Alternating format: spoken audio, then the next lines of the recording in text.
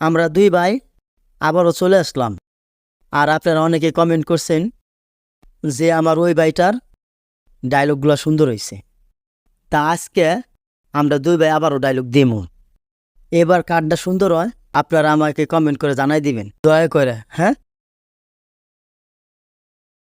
আমার লাইফে আমার একটা মানুষ ছিল যে নাকি আমাকে নিজের থেকে বেশি ভালোবাসতো, কিন্তু অথচ সে আমাকে খাইয়ে দিছে।